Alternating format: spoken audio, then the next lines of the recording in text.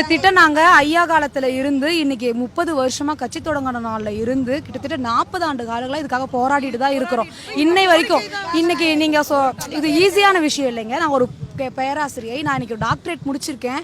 இந்த காலேஜில் கால் வைக்க முடியுமா நான் எவ்வளோ ஏங்கியிருக்கேன். அந்த இடஒதுக்கீடுல 108 ஜாதிகளுக்கும் சேர்ந்த அந்த இடஒதுக்கீடுல தான் நான் டாக்டரேட்டே முடித்தேன். ஆனால் எந்த சலுகையும் உள்ளே போய் எனக்கு கிடைச்சதே கிடையாது. இன்னை வரைக்கும் சொந்த இதில் தான் எங்களுக்கு எந்த ஸ்காலர்ஷிப்பும் கிடைச்சதே கிடையாது.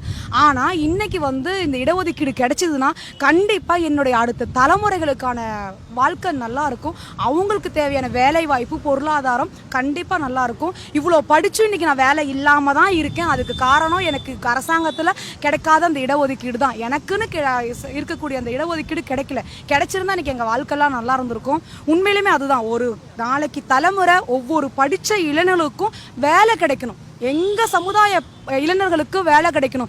எவ்வளவு தூரம் படிச்சும் இன்னைக்கு வேலை இல்லாம நாங்களாம் இருக்கணும். அதுக்கு காரணம் எங்களுக்கு இடஒதுக்கீடு இல்லைன்றது தான். அது எங்க உரிமை, அதுதான் நாங்க கேட்கிறோம். இது பிச்சையா நாங்க கேட்கல, எங்க உரிமையை நாங்க கேட்கிறோம். எங்களுக்கு கொடுக்க வேண்டியதை கொடுங்கன்னு கேட்கிறோம். யாரோ யாருக்காகவோ போராடுற போராட்டம் இல்லை, இது எங்க உரிமைக்கான போராட்டம். இது ரொம்ப நாளா கேட்டுட்டு தான் இருக்கிறோம். எங்களுக்கு கிடைச்சே ஆகணும். இன்னைக்கே சொல்லியிருக்காரு, கூப்பிட்டு இருக்கிறாரு. கண்டிப்பா இந்த போராட்டத்துல நாங்க வெற்றி பெறுவோம். கண்டிப்பா இந்த 20% தனி ஒதுக்கீடு எங்களுக்கு கிடைக்கும்னு நம்பிக்கையோட தான் நாங்க இங்க இருந்து போவோம். 63% இடஒதுக்கீடு இருக்கு, அதுல 20% மட்டும் வணிகர்களுக்கு கொடுத்தா, அதாவது இன்னைக்கு இத பத்தின விழிப்புணர்வு மக்கள் கிட்ட இல்ல, அறியாமையும் இல்ல. 100% இல்லையா? பெரும்பான்மையான மக்கள் யார் இருக்காங்க அப்படின்னா அவங்களுக்கு தகுந்ததை கொடுத்துடணும் இல்லையா? அப்போ நாங்க பெரும்பான்மையா இருக்கிறோம், எங்களுக்கு கொடுக்க வேண்டியதை கொடுங்கன்னு கேட்கிறோம். மற்றவங்களை பத்தி நாங்க எதுவும் பேசல. எங்களுக்கு கொடுக்க வேண்டிய பெரும்பான்மையா இருக்கக்கூடிய இன்னைக்கு புள்ளி விவரம் சொல்லுது. அண்ணா இப்ப பேசினார், நாங்க 75% இருக்கிறோம்னா எங்களுக்கு தேவையானதை கொடுங்கன்னு கேட்கிறோம். 1987 இதை தான் கேட்டோம். அப்ப கேட்கும் பொழுதும் அதே 20%. ஆனா 108 சாதிகளுக்கும் இடஒதுக்கீடுன்னு எல்லாத்துக்கூடையும் எங்களையும் இணைச்சிட்டாங்க இல்லையா? ஆனா இன்னைக்கு எங்களுக்கு மட்டும் கொடுங்கன்னு கேட்கிறோம்.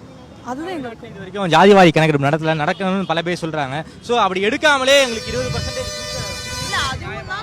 அதுவும் தான் எங்க கோரிக்கையில ஒண்ணு. ஜாதி வாரியா கணக்கெடுப்பு எடுத்தா கண்டிப்பா தெரிய வரும் நாங்க பெரும்பான்மையான சமூகம்.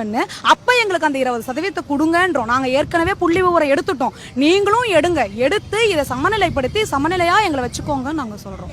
எங்க இதுல பெருசா யாரும் வன்னியருங்கிறதுனால பெருசா யாரும் நாங்க பெரிய லெவல்ல யாரும் கிடையாது. இவங்களும் படிச்சிருக்காங்க, அவங்களும் படிச்சிருக்காங்க, நாங்களும் படிச்சிருக்கோம், எல்லாருமே படிச்சிருக்கிறோம். படிச்ச யாருமே நாங்க வேலைக்கு போறது கிடையாது, வீட்டில தான் இருக்கோம், ஹவுஸ் அரெஸ்டா தான் இருக்கோம். ஏன் எங்களுக்கு ஒரு 20% ஒதுக்குனா நாங்களும் ஒரு நல்ல நிலைமைக்கு போவோம். கண்டிப்பா எங்களுக்கு எதை ஒதுக்கி வேணும் 20%. தொடரலைன்னா இந்த போராட்டம்